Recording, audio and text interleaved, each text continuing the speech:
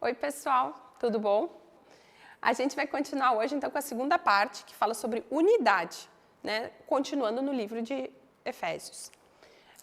Lembrem de abrir as Bíblias de vocês em Efésios para a gente acompanhar junto aqui a leitura. Agora que a gente já sabe que somos filhos adotados, a gente pertence à família de Deus, eu quero voltar num ponto essencial da carta aos Efésios. Éfeso era uma cidade portuária. Ela era uma das maiores do Império Romano, tinha comércio, turismo associado a visitas ao templo de Ártemis. O templo era o maior do mundo antigo e também uma das suas 7 maravilhas.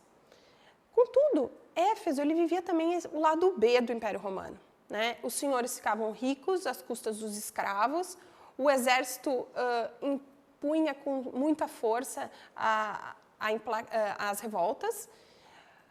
O povo vivia aterrorizado e ele buscava sua segurança em mágica, em bebida, em sexo, em misticismo, em dinheiro. E isso era extremamente contrastante com o que eles estavam aprendendo sobre o Evangelho.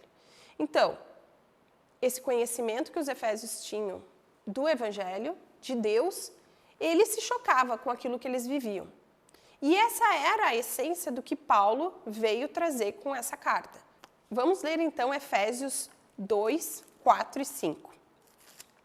Todavia Deus, que é rico em misericórdia, pelo grande amor que nos amou, deu-nos vida com Cristo, quando ainda estávamos mortos em transgressões.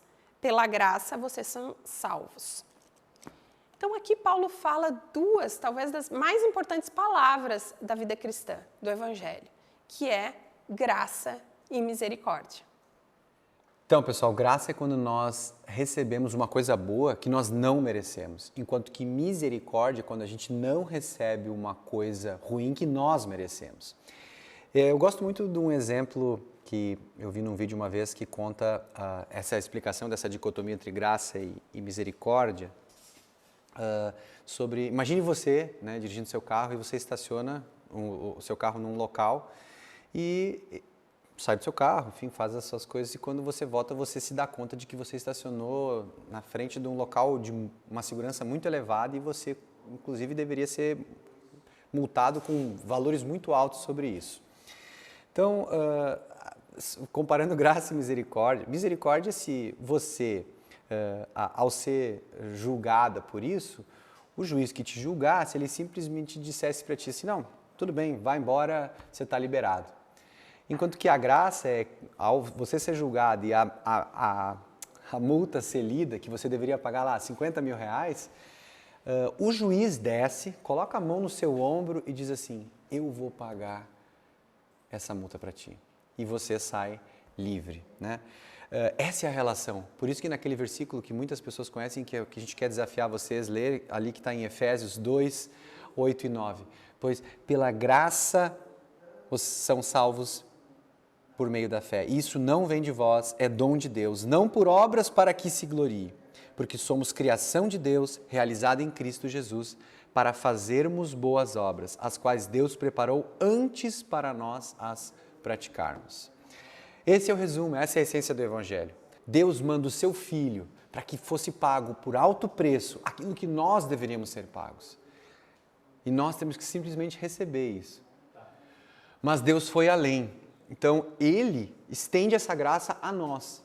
E esse é o comportamento e, inclusive, a postura que Deus quer que nós tenhamos ao ler a carta de Efésios. Que nós possamos copiar e ser verdadeiros discípulos de Jesus, copiando essa graça dentro da nossa igreja. E Ele nos convida para um relacionamento que dura para sempre. Nós queremos receber essa graça e misericórdia. Esses dois presentes que a gente possa estar de braços abertos e também estender esse presente para os nossos irmãos dentro da nossa igreja. Então, como Jeremias leu há pouco, não é por obras para que ninguém se glorie. O Evangelho, ele é pela graça, né, e pela misericórdia de Deus. E isso não deve levar ninguém a se orgulhar porque faz alguma coisa, porque de repente faz mais do que outro, porque essas obras, na verdade, elas foram colocadas diante de nós por Deus, né?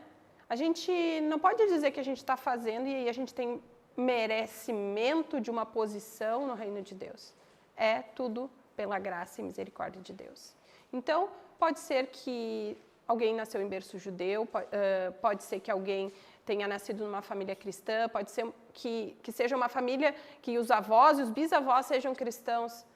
Sim, eles estão há mais tempo na caminhada com Cristo do que tu, mas isso não importa, porque para Deus nós todos temos a mesma posição diante dele, né? A gente não precisa mais se posicionar entre eles e nós, somos todos um, né?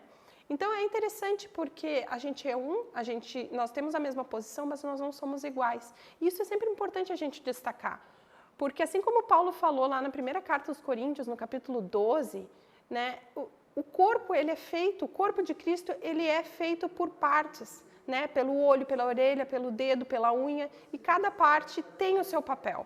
Cada parte tem um propósito específico que Deus criou. Eu gosto muito de uma analogia de um pastor que eu gosto muito, que é o Francis Chan, e ele fala muito sobre os utensílios culinários, né? Como tem aquele utensílio que moe o alho, que espreme o limão, que descasca o legume, e até alguns outros que a gente não sabe nem para que serve quando a gente pega. Mas aquela pessoa que criou, Deus, né? Se a gente fizesse paralelo com nós, sabe a função daquele utensílio. E assim, cada um de nós, né? Às vezes a gente não sabe, a gente procura em lugares né, no mundo tentando achar o nosso propósito, mas a gente só vai achar em Cristo, a gente só vai achar em Deus, porque Ele nos criou. E então a igreja, ela é um corpo, ela se une, né, em Jesus. Jesus é a argamassa que une os tijolos, é o sangue que conecta o corpo. Vamos ler agora então Efésios 3, 16 a 18. Oro para que, com as suas gloriosas riquezas, Ele os fortaleça no íntimo do seu ser com poder, por meio do seu Espírito, para que Cristo habite no coração de vocês mediante a fé. E oro para que, estando arraigados e alicerçados em amor, vocês possam, juntamente com todos os santos, compreender a largura, o comprimento, a altura e a profundidade, e conhecer o amor de Cristo que excede todo conhecimento, para que vocês sejam cheios de toda a plenitude de Deus. Então, é interessante que esse versículo ele fala muito do amor. O amor é o laço. O amor é o laço que conecta o corpo, que conecta as partes, né, desse corpo de Cristo. E esse deve ser o nosso DNA. O nosso DNA como igreja é o amor. É o amor que o mundo vai conhecer, vai nos conhecer pelo amor que a gente tem uns pelos outros. Então, esse amor é que conecta as nossas ações com o conhecimento que a gente tem de Deus, né? Então, assim como ele conecta o corpo, ele conecta nós também, para que nós sejamos íntegros e possamos corresponder em ações àquilo que a gente crê no nosso coração. E essa é a segunda parte do livro de Efésios. A gente espera vocês para mais uma parte na semana que vem. E eu queria lembrar que quem não leu Efésios ainda tem uma semana, o livro é curtinho. Leiam a parte que não leram, os próximos capítulos, ou leiam ele todo para quem não começou a ler ainda. E até semana que vem.